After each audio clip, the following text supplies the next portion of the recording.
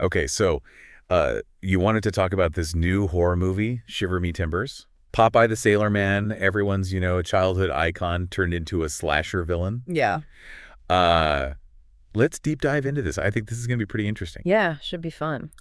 We got some excerpts here about the new trailer release. Cool. So yeah, let's just jump right into it. Yeah, sounds good. What do you think about this whole, trend of taking these familiar characters, turning them into, these figures of horror? I think it's really fascinating. Yeah, you take these characters that we all grew up with and, I guess the word is subvert them a little bit and turn them into something dark and, maybe a little bit unsettling. Yeah, it's unsettling. Popeye going full on slasher. Right. That's a lot to process. Yeah, it's definitely playing with expectations. We have this image of Popeye as this, strong kind of goofy character. He loves his spinach. Yeah, exactly. And to see him like covered in blood wielding a weapon, it's like, whoa, what's going on here? Yeah. So it looks like this movie is set for release in North America this April.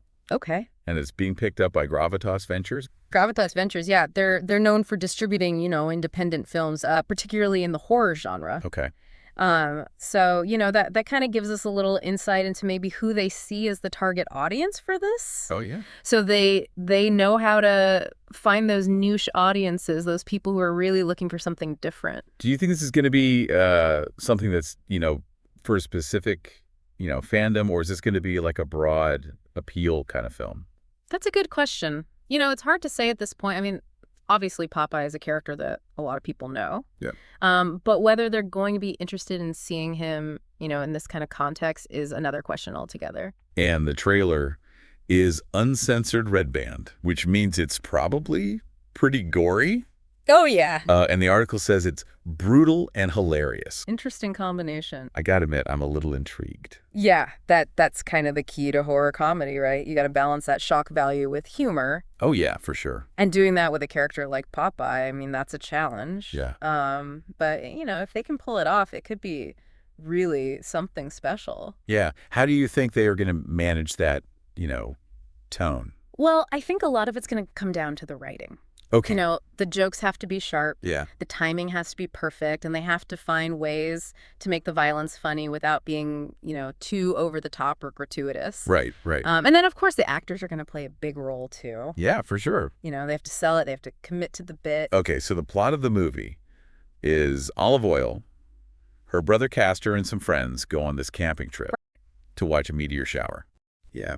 But surprise, a meteor turns Popeye into a killing machine. Aha, of course it does. It's a horror movie. Right. Well, that's a classic horror trope, right? You take something that's supposed to be beautiful and awe-inspiring, like a meteor shower. Right. And you twist it into something terrifying. Yeah. It's a good way to set the stage for horror. Yeah. You create the sense of dread and unease right from the start.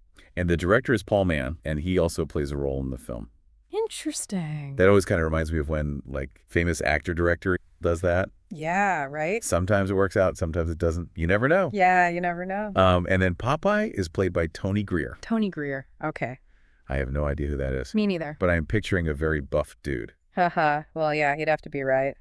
Popeye's got those giant forearms. Yeah. So you got to find someone who can fill out that spinach-fueled physique. Yeah, it'll be interesting to see how he, tackles the physicality of the role. Oh, absolutely. And the personality, too. Popeye's got that very distinctive voice and mannerisms. Yeah. So it's going to be a challenge to capture that essence, Yeah. Especially in this kind of twisted horror setting. Yeah, you got to get the mumbling right. Exactly. The article also lists some of the other cast members. We got Amy Mackey, Okay. Leona Roberts, and David Hallows.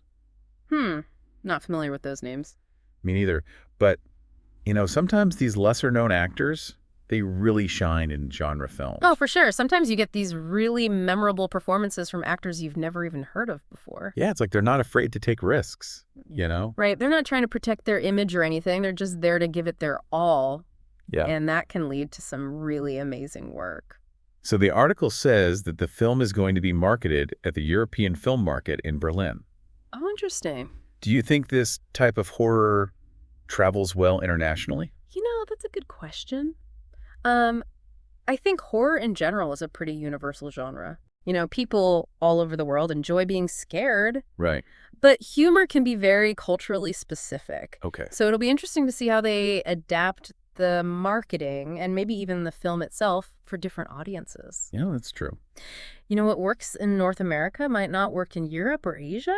Yeah, for sure. So they're going to have to be careful. So what do you think is horror comedy Popeye something that the world needs? I don't know if the world needs it, Yeah, but I'm definitely curious to see it. me too. You know, I think it's going to be one of those films that people either love or hate. Yeah. There's not going to be a lot of middle ground. It's definitely going to get people talking. Oh, yeah, for sure.